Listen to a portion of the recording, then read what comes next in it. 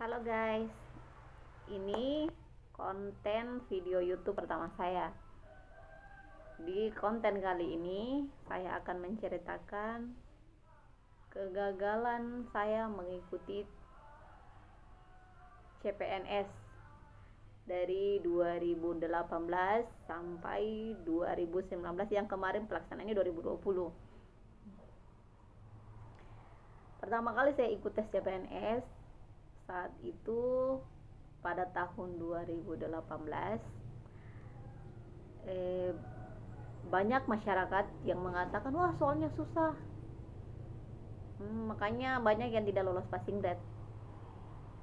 Dan pada saat itu ada kebijakan dari pemerintah yang mengatakan kalau di untuk seleksi tahun 2018 saat itu akan diseleksi dari nilai tertinggi, dan yang akan diambil semisal satu formasi yang dibutuhkan maka 1 dikali 3. Dan saat itu saya 2 formasi yang diperlukan untuk analisis legislasi S2 hukum di Kabupaten Buton Utara. Jadi karena 2 yang dibutuhkan, alhamdulillah ternyata saat rankingan saya yang masuk kedua. Jadi kan dikali 3 tuh, jadi 2 dikali 3 berarti 6 orang. Saya yang kedua, nomor urut kedua tertinggi. Pas tes bidangnya saya jatuh di saat itu, karena saya yang tadinya kedua jadi yang ketiga jadi kedua. Yang sebenarnya sih sayanya tidak terlalu sedih. Kenapa? Karena saat itu yang ketiga itu adalah teman saya, teman akrab saya. Kami sama-sama tesnya, kami sama-sama daftarnya, kami sudah seperti saudara. Jadi ketika dia senang bahagia karena dia lolos sementara saya tidak, karena kan yang geser saya ya. Saya berusaha untuk bilang iya saya juga senang karena kamu lolos, tapi sebenarnya di hati saya mengatakan aduh kenapa ya bukan saya. Lalu pikiran saya bilang mungkin menurut Tuhan dia itu punya tanggung jawab lebih besar daripada saya. Saya ini kan punya 2 orang anak. Saya tidak punya suami. Saya pernah punya suami tapi udah pisah. Jadi saya membesarkan anak-anak saya sendiri. Tapi dengan alasan itu saya mengatakan dalam diri saya, Tuhan itu adil loh. Mungkin Tuhan merasa dia yang sahabat saya itu lebih pantas buat lolos karena dia harus menanggung adik-adiknya, orang tuanya, karena dia kan tulang punggung keluarga. Jadi saya berusaha ikhlas, meskipun sebenarnya dalam hati ya Allah kenapa, tapi sebenarnya saya berusaha ikhlas.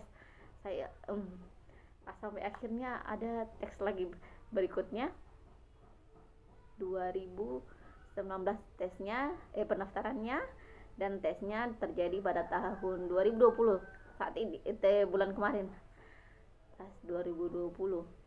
Tes kali ini itu soalnya boleh dibilang gampang. Maksudnya standar untuk pembelajaran anak SD, anak SMP, mungkin anak SMA bahkan mungkin sudah menguasai pelajaran-pelajaran pada tes tahun 2020 ini. Yang saya kenapa saya katakan gampang, karena pada tahun ini selain saya pun lolos passing grade, banyak yang lolos passing grade. Saya tahun 2020 ini saya tesnya beda kabupaten. Kemarin kan Buton Utara, sekarang saya pindahnya di Wanci. Tesnya di Wanci saat itu sama lagi, saya tesnya analisis legislasi untuk S2 hukum. Jadi saat saya tes 2 hari sebelum tes saya itu mulai sakit, bahkan sampai habis sholat subuh terus jatuh dari kamar mandi, tergelincir, nggak tahu musibah apa ya, tergelincir. Jadi 2 hari setelah kejadian itu saya mulai sakit, terus tes, maaf ya ada bunyi, terus tes. Ternyata saya saat tes itu soalnya gampang, kayak buyar begitu. Karena mungkin sayanya sakit, pokoknya jadi deg-degan lah, semuanya beda lah kayak tahun lalu yang tadinya soalnya susah tapi terasa lebih enteng dirasa ketimbang tahun ini. Soalnya gampang gampang maksudnya enggak susah tapi kayak terasa berat, mungkin karena fisik saya yang lemah ya kali ini. Jadi oke lah, saya terima dan saya lolos passing grade setelah diseleksi. Kan satu kali ini kan analis legislasi, tapi satu orang yang diterima untuk Kabupaten Wanci. Jadi ternyata tes bidangnya saya itu masuk urutan keempat. Artinya saya tidak lolos dong, maksudnya artinya saya tidak lolos dong untuk lanjut ke bidang, karena kalau satu orang yang diterima berarti 1 dikali 3. Di situ hati saya mulai sedih.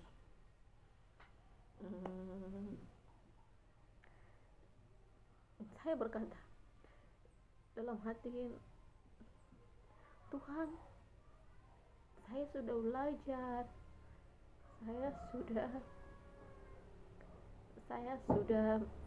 sudah berusaha, saya bekerja keras sejauh ini itu untuk anak-anak saya berjuang sampai hari ini itu anak-anak saya. Lalu mulailah lagi saya pulang dengan hati yang sedih. Pulang, lalu saya bertemu anak-anak saya, berusaha menenangkan hati, berjuang lagi untuk mereka.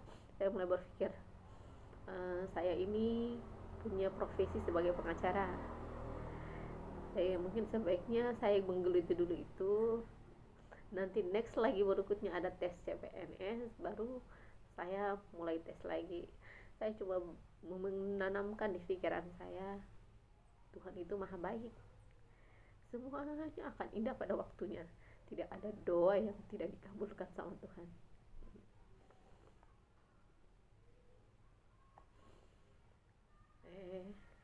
Sampai oke teman-teman YouTuber, oke teman-teman yang nonton channel ini, saya cuma mau menyampaikan di channel kali ini, jangan patah semangat, karena Tuhan itu maha baik. Tuhan itu mengabulkan semua doa hambanya. Cuman mungkin terkadang Tuhan mengatakan ini belum saatnya, karena saat yang tepat itu Tuhanlah yang akan menentukan. Allah itu maha besar.